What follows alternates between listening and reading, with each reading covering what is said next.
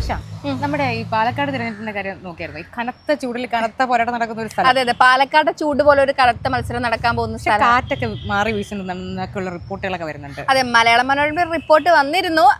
LDF-നാണ് അവിടെ ചായ്വ് കൂടത്തിലെന്നൊക്കെ പറഞ്ഞുള്ള രീതിയിലൊരു ഇത്. പക്ഷെ എന്താ കയറുന്നു തോന്നുന്നത് എങ്ങനെയായിരിക്കും? എന്റെ കണക്കൂട്ടിൽ എന്താ പറയുമ്പോൾ LDF-ന് അവിടെ ചാൻസ് കൂടുതലൊന്നുമില്ല. പക്ഷെ LDF അവിടെ സ്ഥാനാർത്ഥി ഇപ്പൊ NMR റസാഖ് പോലത്തെ ഒരാൾ നിൽക്കുന്ന സമയത്ത് ന്യൂനപക്ഷ സമുദായത്തിൽ നിന്നും കൂടെ വരുന്ന ഒരാളായതുകൊണ്ട് ഏത് തരത്തിലാണ് അത് മറ്റുള്ള സ്ഥാനാർത്ഥികളുടെ പെർഫോമൻസ് എന്ന് വെച്ചാൽ വോട്ടിനെ ബാധിക്കുക എന്നുള്ളതാണ്. കാരണം ശോഭാ സുരേന്ദ്രൻ അവിടെ ശക്തമായിട്ടുള്ള ഒരു കാൻഡിഡേറ്റ്. കാരണം 2016 BJP അന്ന് വരെ ഉണ്ടായിരുന്ന 18,000 വോട്ടിനെ 40,000-ലേക്ക് ഉയർത്തിയത് ആരാണ്? ശോഭാ സുരേന്ദ്രൻ. അന്ന് മുതൽ CPM 3ാം സ്ഥാനത്താണ്.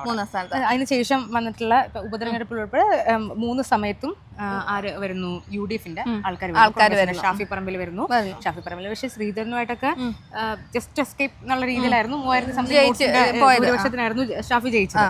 പക്ഷെ അപ്പൊ പോലും അവിടെ ഒരു എഡ്ജ് ഉള്ളതെന്ന് വെച്ച് കഴിഞ്ഞാൽ ഈ പാലക്കാടിന്റെ ഒരു പ്രത്യേകത എന്ന് വെച്ച് കഴിഞ്ഞാൽ സമുദായ വോട്ടുകൾ നോക്കുകയാണെങ്കിൽ ഇപ്പൊ SNDP ഇല്ലെങ്കിൽ ഈഴവ സമുദായത്തിന് പ്രാതിനിധ്യമുള്ള ഒരു സ്ഥലമാണത്.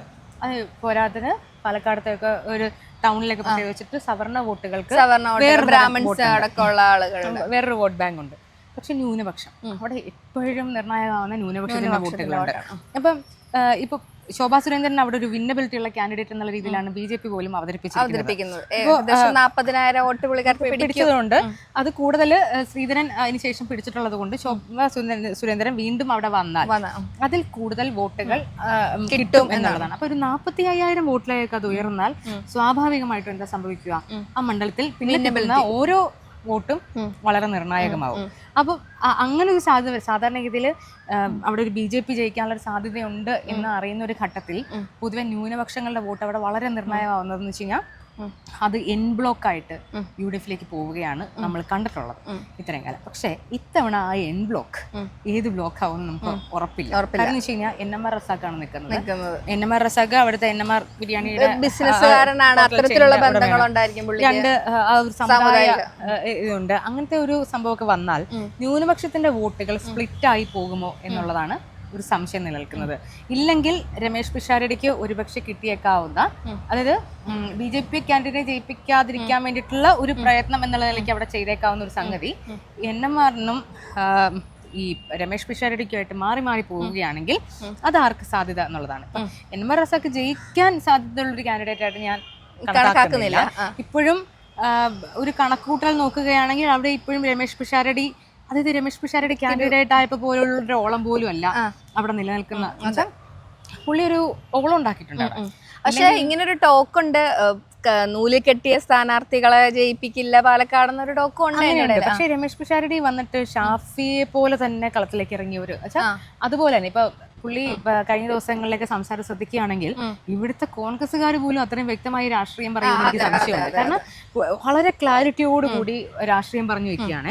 അപ്പൊ അങ്ങനത്തെ ഒരു സാഹചര്യത്തില് അപ്പൊ അങ്ങനെ ഒരു കാൻഡിഡേറ്റ് വരുന്ന സമയത്ത് രമേശ് പിഷാരടി ഭയങ്കര ശക്തനായ കാൻഡിഡേറ്റ് ആണോ എന്നുള്ളതൊക്കെ വേറെ ചർച്ചാ വിഷയം. പക്ഷേ കോൺഗ്രസിന്റെ സ്ഥിരമുള്ള കാൻഡിഡേറ്റ് ലിസ്റ്റിൽ നോക്കുകയാണെങ്കിൽ അങ്ങനെയുള്ള ഒരാളും അല്ല. പക്ഷെ എന്നാൽ പോലും രമേശ് പിഷാരടിക്കുള്ള എഡ്ജ് എന്ന് പറഞ്ഞു കഴിഞ്ഞാൽ രമേശ് പിഷാരടിക്ക് ഒരുപക്ഷെ അവിടുത്തെ സവർണ വോട്ടുകൾ കിട്ടാൻ സാധ്യതയുണ്ട്.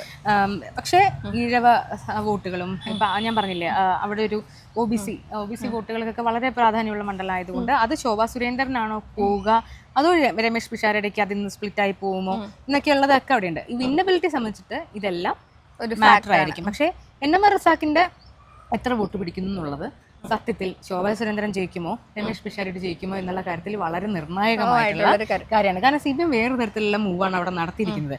പക്ഷെ അതുകൊണ്ട് തന്നെയാണ് ഈ വി.ഡി. സതീശനൊക്കെ പ്രതിപക്ഷ നേതാക്കൾ പറഞ്ഞത് പാലക്കാട് ഒരു ഡീലുണ്ട്, NMR റസാഖിനെ ഇറക്കിയിട്ട് ഈ വോട്ട് സ്പ്ലിറ്റ് ചെയ്ത് കഴിഞ്ഞാൽ അത് BJP-ക്ക് പിന്നെ ആവാനുള്ള അവര് ജയിക്കാനുള്ള സാധ്യതയുണ്ടെന്നൊക്കെ പറഞ്ഞിട്ട്. അപ്പോ തമ്പിക്ക് എന്താ തോന്നുന്നത് ശരിക്കും ഈ പാലക്കാടത്തെ ഒരു? എനിക്ക് തോന്നുന്നു വളരെ ശക്തമായിട്ടുള്ള ത്രികോണ മത്സരമായിരിക്കും ഒരു പക്ഷെ ഇവിടെ നടക്കാൻ പോകുന്നത്. ഇതിനു മുമ്പുള്ള ശോഭ ചേച്ചിയുടെ ഒരു പെർഫോമൻസ് ഒക്കെ വെച്ച് നോക്കുകയാണെങ്കിൽ അവർക്കും ഒരു ചാൻസ് ഉണ്ട്. പക്ഷെ അറ്റ് ദ സെയിം ടൈം ഒരു സോഷ്യൽ മീഡിയയിൽ മറ്റും ഉണ്ടാക്കാൻ കഴിഞ്ഞിട്ടുള്ള ഓളം വെച്ച് നോക്കുകയാണെങ്കിലും ഇപ്പം പുതിയൊരാള് ആണെങ്കിൽ പോലും പിഷാരടിക്ക് 10 വർഷത്തിലേറെ കോൺഗ്രസിൽ അദ്ദേഹം നിൽക്കുകയും അദ്ദേഹത്തെ അതിനു വേണ്ടിയിട്ട് സംസാരിക്കുകയൊക്കെ ചെയ്യുന്ന ഒരാളാണ്.